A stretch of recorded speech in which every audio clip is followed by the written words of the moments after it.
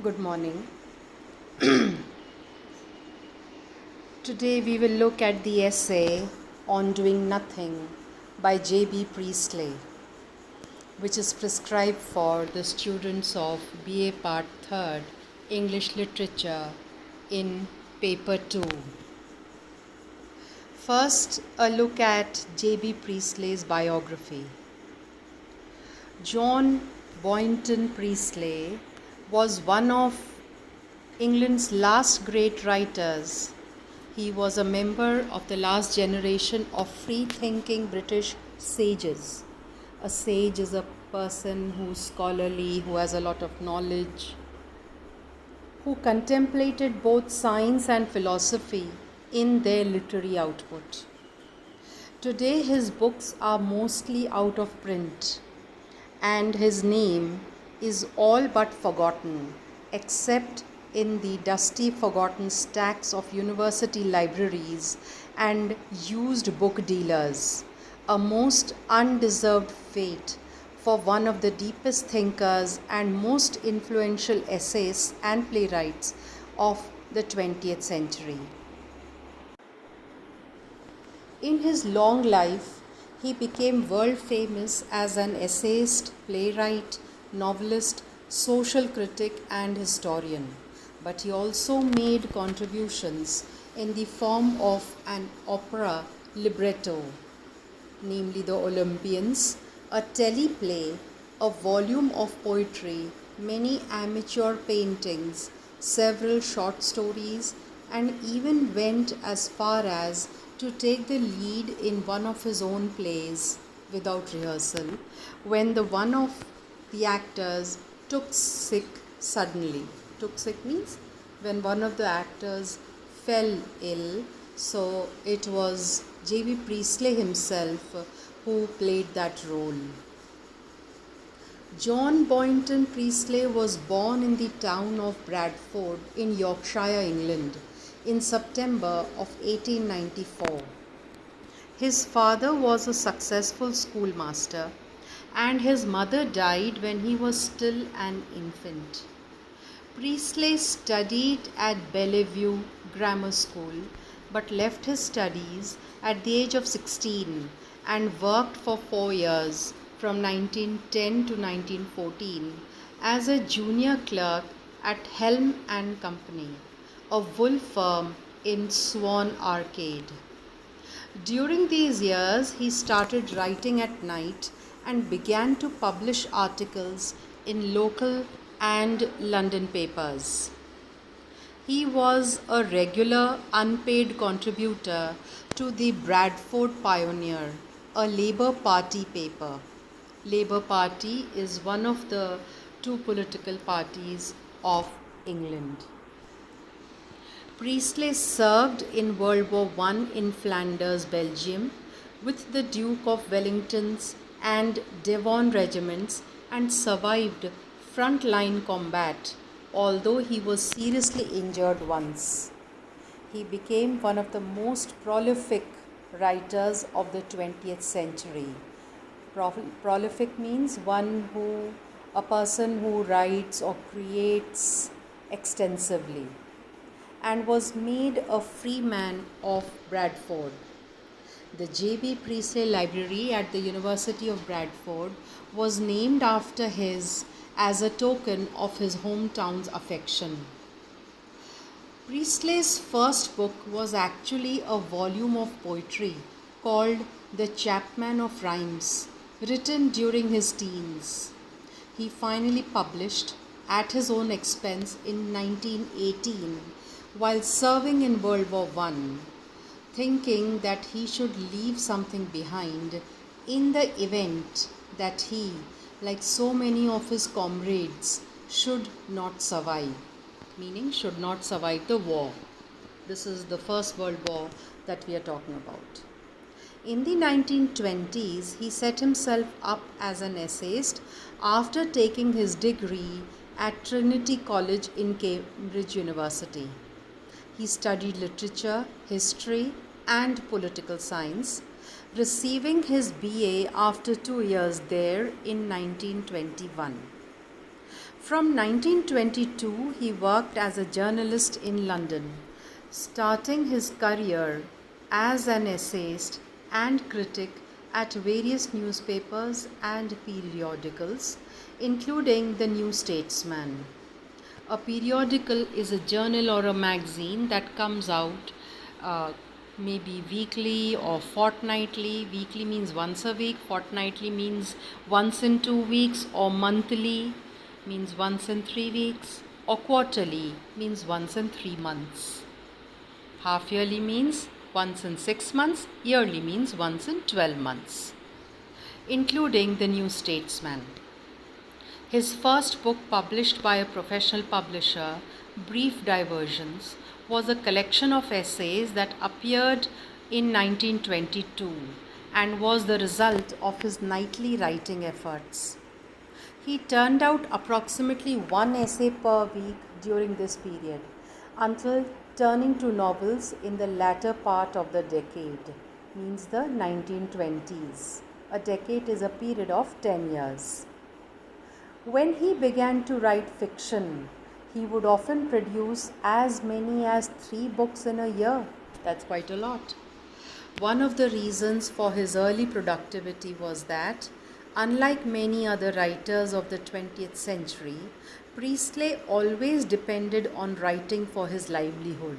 In other words, he earned his living, his money, through his writings. Maybe he did not have a regular job, that's why. Much of this work, as might be expected, was of somewhat inferior quality, but it also gave him the opportunity of trying out differing approaches and helped to hone his writing skills. Hone means to polish or become an expert.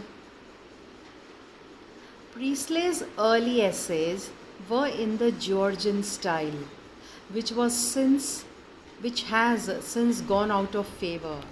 But it was important to remember that to be able to get his work published, Priestley had to conform some of his writing to meet popular tastes of his day. The chief faults of these familiar essays is that they really weren't usually about anything in particular.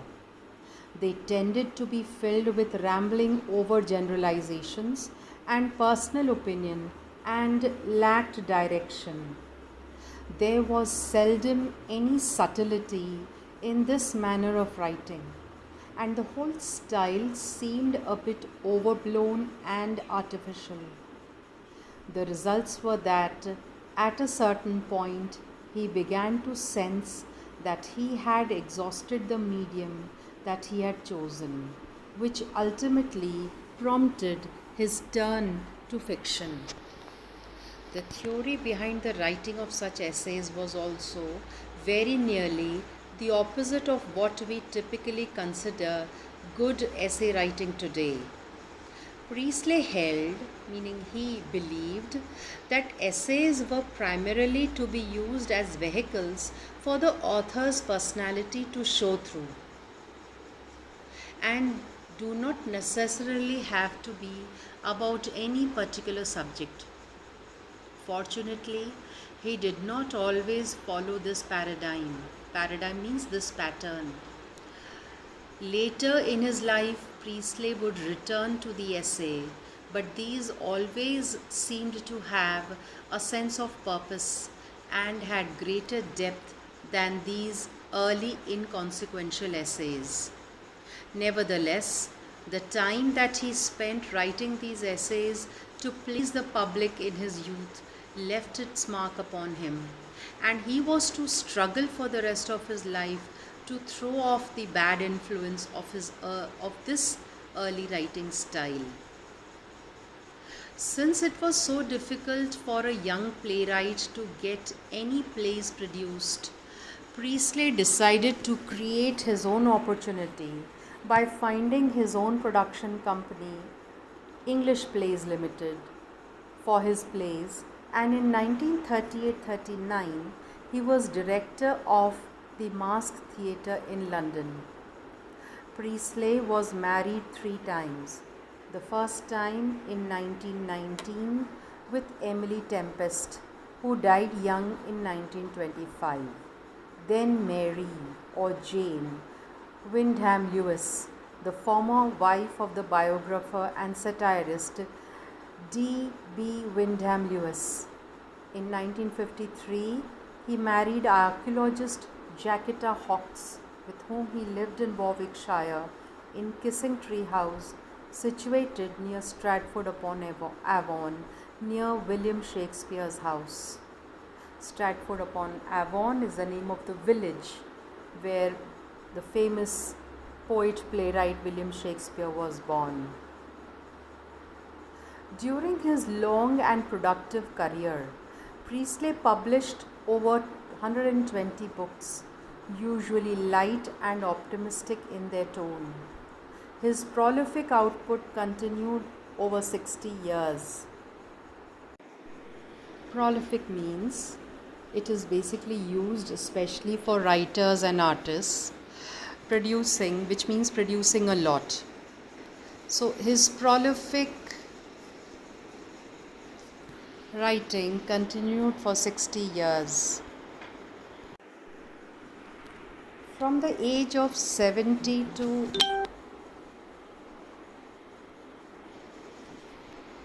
84, Priestley published 21 books. As an essayist, he wrote for the middle-brow audience, always making a special effort to ensure that his work was accessible, meaning available, to the common people and had relevance to them and their lives.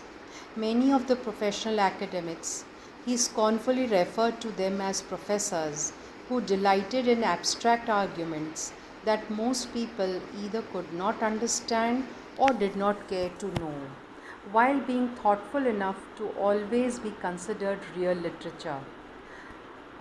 This means that J.B. Priestley made certain that even the common man could understand what he was writing. He was not one who believed in highbrowism. In other words, he did not put himself up as being better than the common people. The topics and themes are numerous. In his pamphlet, Letter to a Returning Serviceman, 1945, Priestley shared the common sentiment that Britain was obliged to rebuild after the war along socialist lines, and in The Nuclear Bombs, 1957, he argued that the moral superiority that unilateral nuclear disarmament would bring. In Disturbing, 1967, he criticized contemporary playwrights for creating works that sought to disturb a reading public already disturbed by their own problems. And in Particular Pleasures, 1975, he stated that works of art should meet some need and not be evaluated, meaning scrutinized or examined, on programmatic grounds.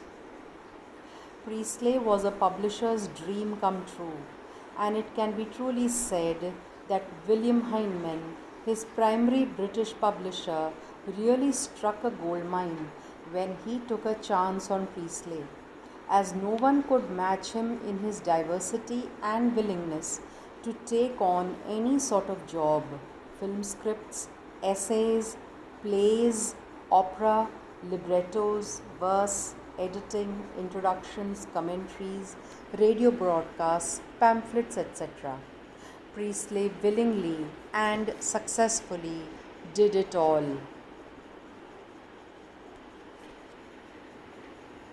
There were several subjects that the pipe-smoking Priestley felt drawn to repeatedly throughout his long career. Among these were the nature of the British character, the theatre, and the nature of time. The metaphysical nature of time crops up in nearly all of Priestley's work, from the light-hearted No School Report to his magnum opus Man and Time, and nearly All of his plays involve various hypothetical situations that involve unusual perspectives on time.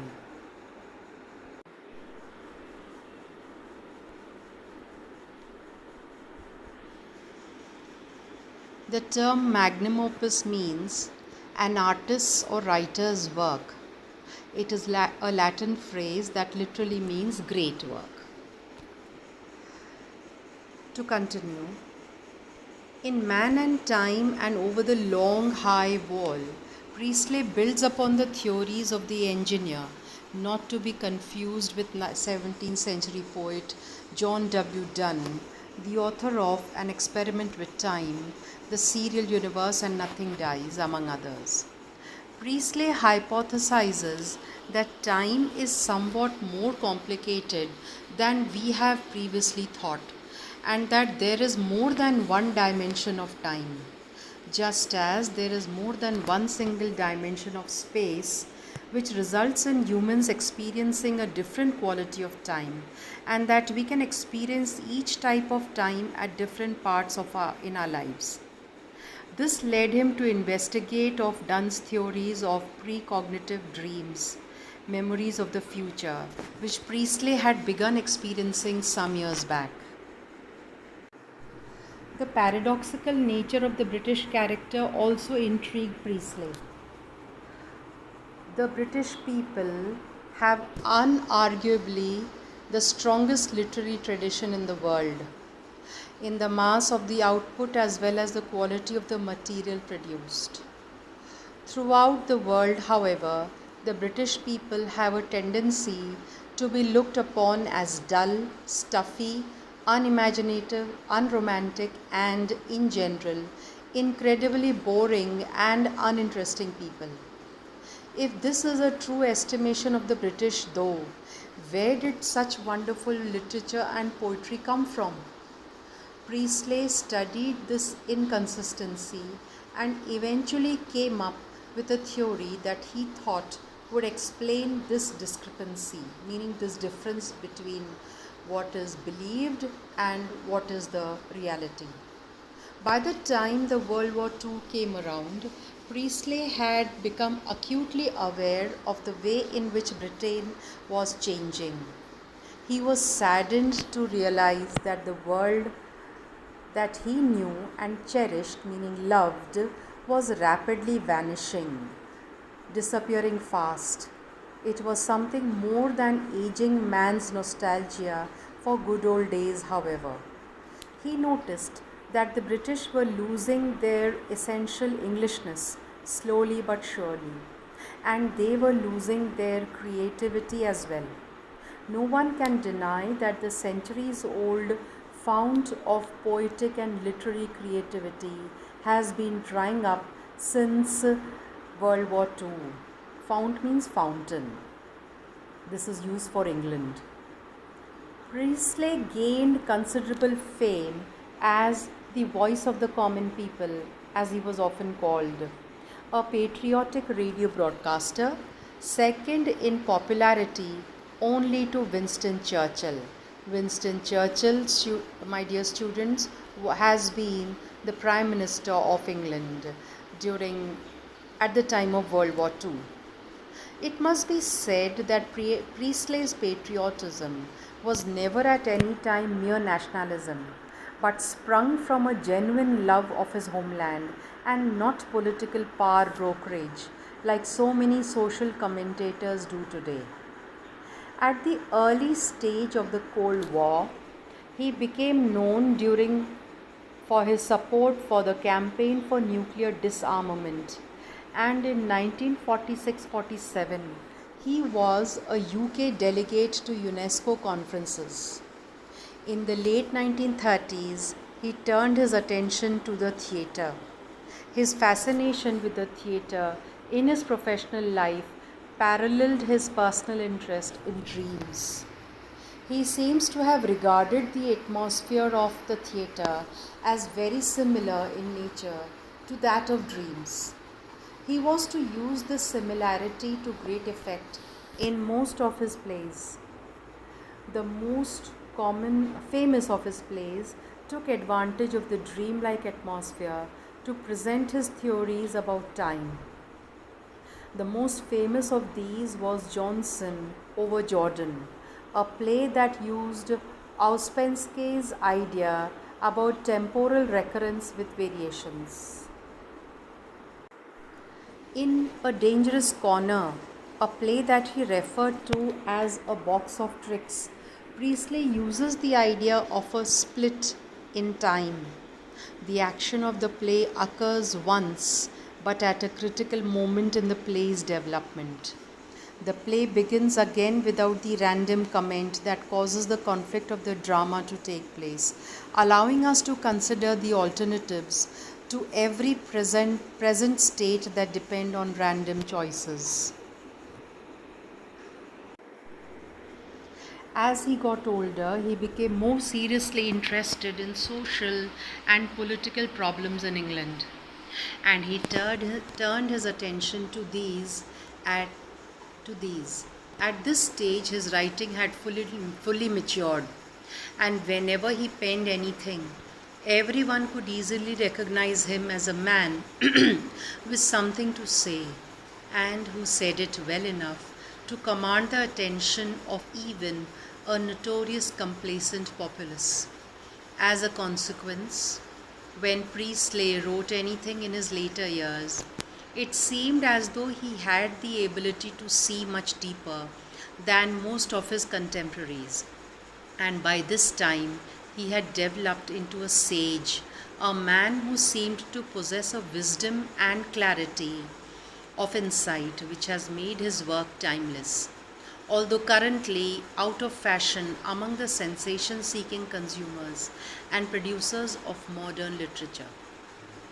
He was offered a knighthood and a peerage as a token of his homeland's esteem for his work, both of which he refused, but he did accept the Order of Merit in 1977. He died on August 14, 1984 at the age of 89 and is buried at Hubber Home. That's all for today. We will look at the summary of the essay on Doing Nothing by J.B. Priestley in the next session. Thank you.